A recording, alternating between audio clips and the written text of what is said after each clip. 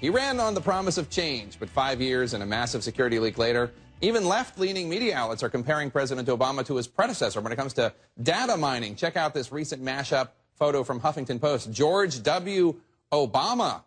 So, meet the old boss, same as the new boss, or meet the new boss, same as the old boss. That's like me quoting President Bush doing The Who the other day.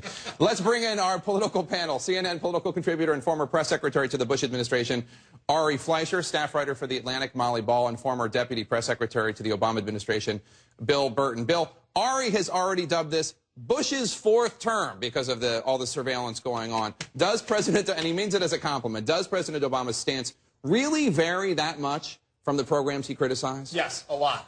And number one is that there are safeguards from all three branches of government over every level of this program. You've got courts and judges involved in any information that's collected.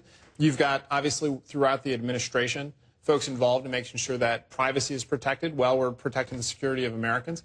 And, of course, Congress is involved. They reauthorized the program.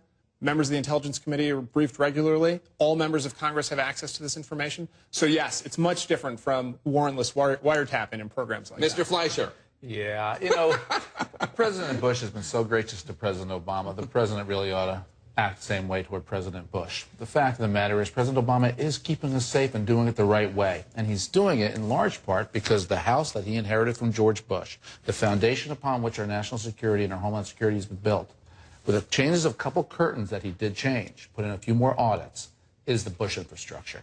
It certainly is. And the president deserves credit for it. And that's why I've been a Republican who's praising President Obama for taking the anti-terror steps he's taken, because this is what the nation requires. It is what George Bush put in place. Wait just one second, because there is a big difference here, and it's not about graciousness, because, yes, George W. Bush, as president, did everything he could to keep our country safe. I give you that. There's disagreements on how he did it.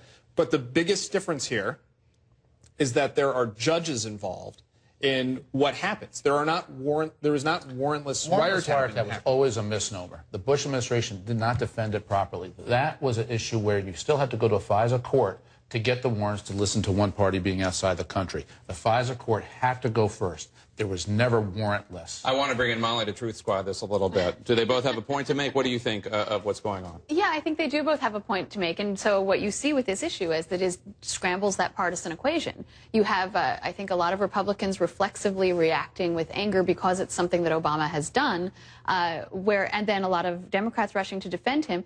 But at the same time, you have liberals on civil liberties who are deeply disturbed by this. There was a Pew poll the other day that 1/3 of Democrats don't like this. And when you have 1/3 of the president's party upset with something he's done, he's clearly not doing something that falls along neat partisan lines. There's been a lot of criticism of President Obama from civil libertarians on the left and right. I do want to say one thing. You talk about Congress being briefed, and President Obama overstated the case, saying that every member of Congress had been briefed. It is true that members of the committees, the key intelligence committees, had been briefed, and there may have been opportunities, especially in the Senate, for everyone to be briefed if they wanted to be briefed. Can we agree that members of Congress are not doing everything they need to be doing to stay on top of this? Can we have bipartisan agreement on that, that the oversight responsibility needs to be taken a little bit more seriously? You know, Jake, my experience on these intelligence programs is extraordinarily difficult for members of Congress to stay on top of it. These things are often hard, fast-moving, hard to understand, and you've really got to be in the administration and plus in the part of the administration that's operational to understand all that's going on. Intelligence committee members are supposed to have that kind of knowledge.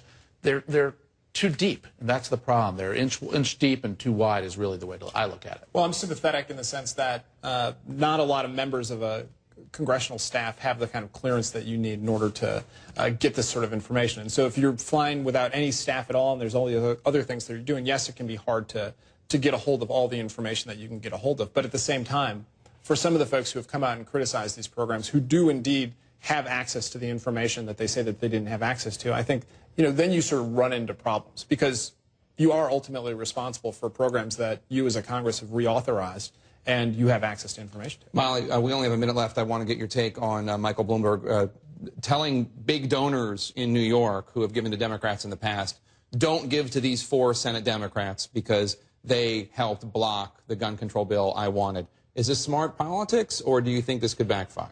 He's playing a long game. He wants to create a situation where, just like Politicians on the right are afraid of the NRA. Politicians on the left are afraid of Mike Bloomberg and his money in favor of gun control. But I think a lot of Democrats are absolutely right to be concerned that in the short run, this is going to cost them very dearly. But is this going to embolden Democrats to primary these 4 Senate Democrats, or I guess only 3 of them because one's not running for re-election? But is it going to create more primary fights, or do you think this could help the Republican, who probably will be worse on guns, according to Michael Bloomberg's view of the world? In these specific cases, it's going to help the Republican. All indications are it's going to weaken, it's going to soften up these Democrats who don't have very viable primary opponents, very big names in those states, and it's going to make it easier for them to be defeated. All right, Molly Ball, Ari Fleischer, Bill Burton, thanks so much for joining us.